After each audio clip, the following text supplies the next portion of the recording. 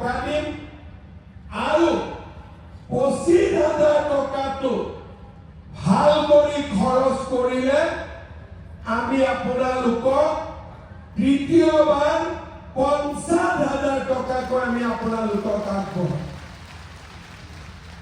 আৰু এইটো মই এনেই কোৱা নাই, যেতিয়া মই 10,000 দিম বুলি কৈছিলো বহুতে বিশ্বাস কৰা নাছিল। কংগ্ৰেছৰ মানুহবিলাকে ভাবিছিল যে আমি ভাল কৰি লুঙিখনকে দিব পৰা নাছিলো, ধুতিখনকে দিব পৰা নাছিলো, এওঁ আৰু ক'ৰ পৰা 10,000 টকা দিব।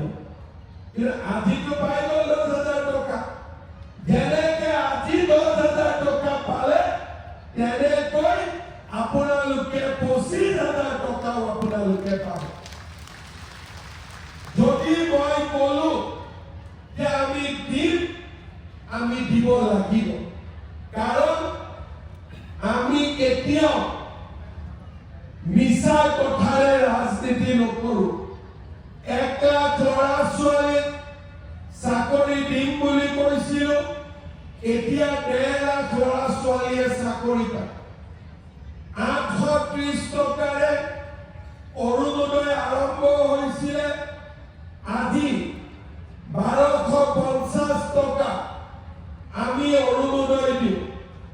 চাবুৱাত 18,000 পৰিয়ালে অৰুণোদয় পাইছিলে, আজি 33,709 গৰাকী মহিলাই অৰুণোদয় আঁচনি চাবুৱা লাহোৱালত লাভ কৰে।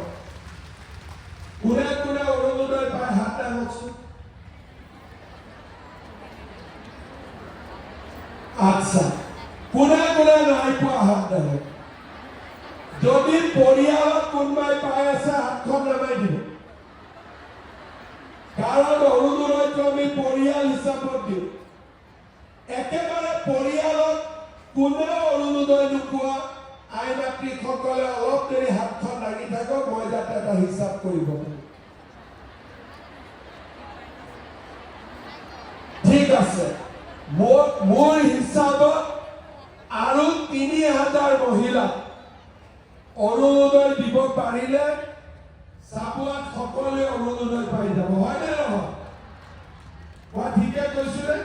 হাতখিনি মই হিচাপ কৰি আছিলো, এনেকে হিচাপ কৰি দিওঁ আৰু হৈ যায়, পিছত মিলিও যায়।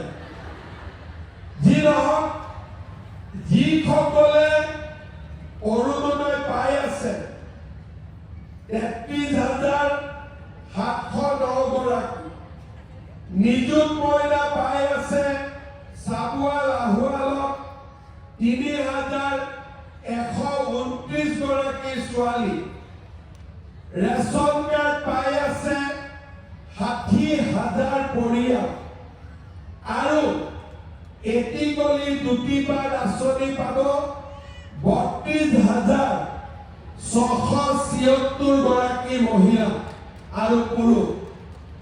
কিমান পালে এতিয়া?